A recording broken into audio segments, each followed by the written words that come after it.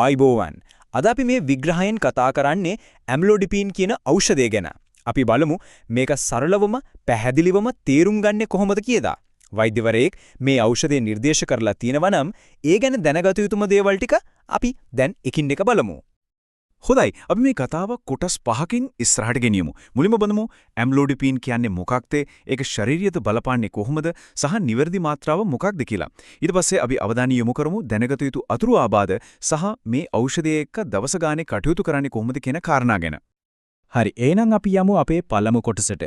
ඕනෑම දෙයක් ගැන තේරුම් ගන්න පටන් ගන්න හොඳම තැන තමයි ඒකේ සරල මූලික අර්ථ දැක්වීම. ඉතින් ඇම්ලෝඩිපීන් කියන්නේ හරියටම මොකක්ද? හොඳයි. මේ තමයි මේ ඖෂධයේ මූලිකම වර්ගීකරණය. සරලව කිව්වොත් ඇම්ලෝඩිපීන් කියන්නේ කැල්සියම් නාලිකා අවහිරකයක්. ප්‍රධාන වශයෙන්ම මේක භාවිත කරන්නේ අධිරුධිර පීඩනය, ඒ කියන්නේ හයිපර්ටෙන්ෂන් පාලනය කරන්න සහ ඇන්ජයිනා, ඒ කියන්නේ හදවතට ප්‍රමාණවත් ලේ නොලැබීම නිසා ඇතිවෙන පුපුවේ වේදනාවට ප්‍රතිකාර කරන්නයි. දැන් අපි බලමු මේ ඖෂධය අපේ ශරීරයේ ඇතුලේ ක්‍රියාත්මක වෙන්නේ කොහොමද කියන විද්‍යාත්මක පැත්ත. අපි බලමු මේ ක්‍රියාවලිය සරලව තේරුම් ගන්නේ කොහොමද කියලා.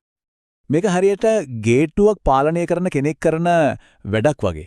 බලන්න ඇම්ලෝඩිපීන් කරන්නේ රුධිර නාලවලට කැල්සියම් ඇතුළු වෙන දොරටු එහෙම නැත්නම් නාලිකා తాවකාලිකව අවහිර කරන එක.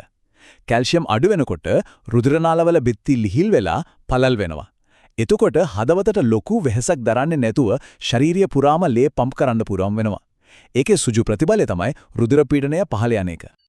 හරි ඒක ක්‍රියා කරන විදිය අපි තේරුම් ගත්තා. ඒත් ඊළඟට අපිට එන ස්වාභාවික ප්‍රශ්නේ තමයි මේක ශරීරයේ වැඩ කරන්න පටන් ගන්න කොච්චර වෙලාවක් යනවද? ඒ වගේම ඒකේ බලපෑම කොච්චර කල් තියෙනවද කියන එක.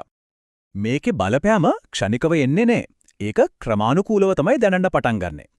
ඖෂධය රුධිරයේ උපරිම මට්ටමට එන්න පැය 6-12 අතර කාලයක් යනවා. හැබැයි මෙතන තියෙන වැදගත්ම දේ තමයි මේකේ අර්ධ ආලු කාලය. ඒ කියන්නේ ශරීරයේ තියෙන ඖෂධ ප්‍රමාණයෙන් භාගයක් ඉවත් වෙන්න පැය 35-50 අතර ඉතා දිගු කාලයක් යනවා. ඒකේ තේරුම තමයි එක මාත්‍රාවකින් දවස පුරාම රුධිර පීඩනය ස්ථාවරව පාලනය කරන්න පුරුවන් කියන එක. දවසට එකපාරක් විතරක් මේ පෙත්ත ගන්න නියම කරන්නේ අන්න ඒ වාසිය නිසායි. හොඳයි. දැන් අපි කතා කරමු එදිනෙදා භාවිතය ගැන. ඖෂධයේ සම්පූර්ණ කාර්යක්ෂමතාවය සහ ආරක්ෂාව සඳහා નિયમિત මාත්‍රාව හරියටම ගැනීම අත්‍යවශ්‍යයි. මේ වගුව දිහා බලුවොත් රෝගී තත්ත්වය අනුව ආරම්භක සහ උපරිම මාත්‍රාව වෙනස් වෙන විදිහ අපිට පේනවා. උදාහරණයක් විදිහට අධිරුධිර පීඩනයට සාමාන්‍යයෙන් මිලිග්‍රෑම් 5කින් පටන් අරන් අවශ්‍ය නම් 10 දක්වා වැඩි කරනවා. නමුත් වැඩිහිටි අයට හෝ අක්මාවේ ක්‍රියාකාරීත්වයේ යම් ගැටලුවක් තියෙන අයට ශරීරයට හුරු වෙන්න මිලිග්‍රෑම් 2.5ක අඩු මාත්‍රාවකින් පටන් ගන්න කියලා නිර්දේශ කරන්නේ. වැදගත්ම දේ තමයි වෛද්‍යවරයා නියම කරන මාත්‍රාව ඒ විදිහටම පිළිපැදීම. හරි දැන් අපි ඊටාම වැදගත් මාතෘකාවකට එන්නේ ඒ තමයි අතුරු ආබාධ. මේක ගැන කතා කරන්නේ බය වෙන්න නෙවෙයි ආරක්ෂිතව ඖෂධය කළමනාකරණය කරගන්න අවශ්‍ය දැනුම ලබා දෙන්නයි. මේ ප්‍රාස්තාරයෙන් පැහැදිලිවම පේනවා අතුරු ආබාධ ඒවායේ සුලභතාවය අනුව වර්ග කරලා තියෙන විදිහ. බලන්න වලලු කර ඉදිමීම සහ හිසරදේ වගේ දේවල් තමයි බහුලවම වාර්තා වෙන්නේ. ඒත් ඒවා හැමෝටම ඇති වෙන්නේ නැහැ. විදුරුමස් ඉදිමීම වගේ දේවල් ඊටාම කලාතුරකින් දකින්න ලැබෙන විරල අතුරු ආබාධ. ඉතින් වැදගත්ම දේ තමයි මේ ලයිස්තුව දැකලා බය නොවි යමක් ඇති වුණොත් ඒක කොච්චර සුලභද කියන එක ගැන අවබෝධයක් තියාගන්න එක. මේ ස්ලයිඩ් එකෙන් පැහැදිලිවම පෙන්නනවා ඇම්ලෝඩිපීන් සුදුසු සහ නුසුදුසු අවස්ථා. වම් පැත්තේ තියෙන අධිරුධිර පීඩනය වගේ තත්වයන්ට මේක ඊටාම ඵලදායී. නමුත් දකුණු පැත්තේ තියෙන දැනටමත් රුධිර පීඩනය ඊටාම අඩු. එහෙමත් නැත්නම් හදවතේ පම්ප් කිරීමේ ක්‍රියාවලියට දැඩි බලපෑමක් ඇති වෙලා තියෙන අවස්ථාවලදී මේක ලබා දෙන්නේ නැහැ. මොකද ඇම්ලෝඩිපීන් මගින් රුධිර පීඩනය තවත් අඩු කරන නිසා. ඒ වටේ අවස්ථාවක ඒක භයානක වෙන්න පුළුවන්. හොඳයි දැන් අපි මේ සාකච්ඡාවේ අවසාන කොටසට එමු.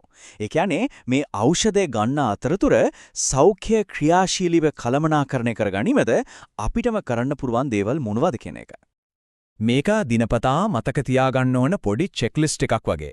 වැදගත්ම දේවල් තමයි හැමදාම එකම වෙලාවට ඖෂධය ගැනීම, වෛද්‍ය උපදෙස් නැතුව හදිසියේ නතර නොකිරීම සහ ශරීරයේ යම් අසාමාන්‍ය වෙනසක් විශේෂයෙන් වලලු කර ඉදිමීමක් වගේ දෙයක් දැනුනොත් වහාම වෛද්‍යවරයාට දැනුම් දීම. මේ සරල පුරුදු ආරක්ෂාවට සහ ප්‍රතිකාරයේ සාර්ථකත්වයට අත්‍යවශ්‍යයි.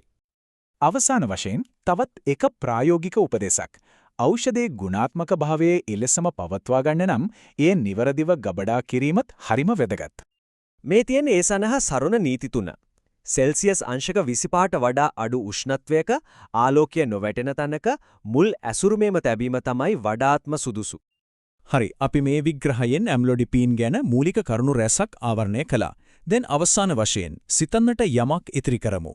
මේ සියල්ල දැනගත් පසු කෙනෙක්ගේ සෞඛ්‍ය තත්ත්වය සහ ජීවන රටාවට අදාළව මේ ඖෂධය ගැන වෛද්‍යවරයාගෙන් ඇසිය යුතුම වැදගත්ම ප්‍රශ්නය කුමක් වෙන්න පුරවන්ද?